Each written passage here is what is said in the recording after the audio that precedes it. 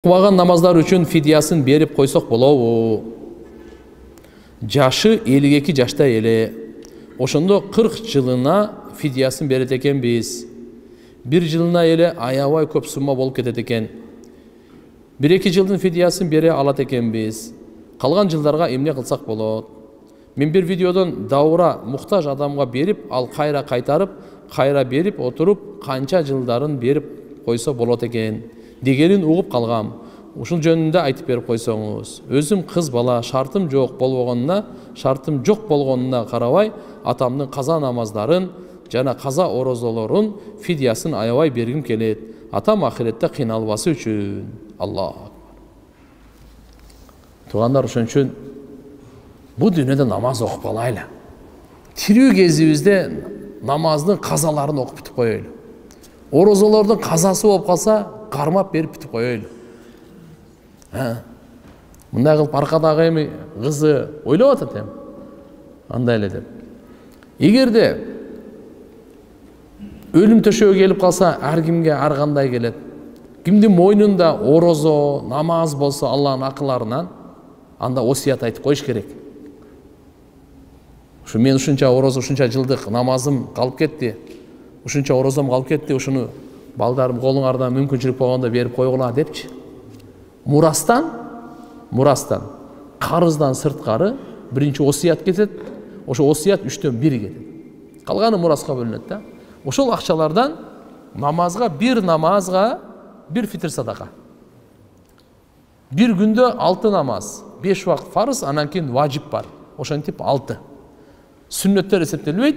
Ошо 6 намазга фидия бериш керек.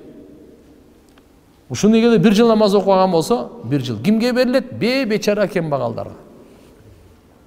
Азыркында бирок жыл көп болуп кетсе, ошо бечара кембагалдарга буудайды берип, ал mesela акыл эстүүлүк кылып, Алла разы болсун деп кабыл алып, ошо өткөн киши маркумдун ушун эмесин бүтүрөлү деп кайра берип койса кайтарып, макулбу? Анан булар кайра кайтарып берсе, ушинтип да куткаргандар бар.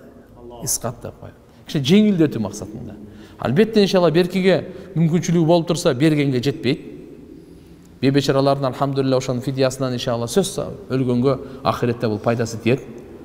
Иншалла чоң үмүт намазын окуп, орозосун окуп берди деген, кармап берди деген үмүт чоң. Бирок азыркында исқаттагы жолу бар. Кыяматка чейин атама сооп жетип турган кандай амал, кандай иш кылсак болот?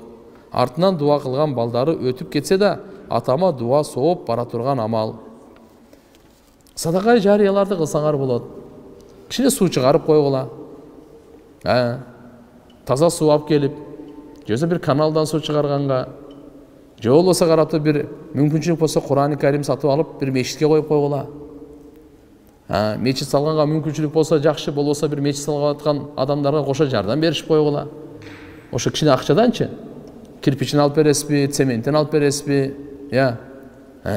Мына нерселер же болбосо бирөөнү кары кылып, бирөөнү алым кылып окутканга демөөрчү болуп коюңуз. Ошонун сообу бардыгы тип турат. Мүмкүн болуп калса иншалла умрага барып келиңиз. Атаңыз ажылык кылган эмес болсо, аркасынан ажылык кылып коюңуз. Курбандык чалынып атканда, алхамдулилла, атаңыздын атынан дагы өзүнчө бир курбандык кылып коюңуз, кан чыгарып, өткөндөрүнө сооптор тие турган. Мөмөлүү дарак эгип коюңуз. Мүмкүн бар болсо, алхамдулилла, мындай жакшы иштердин сооптору сөз тийип турат да.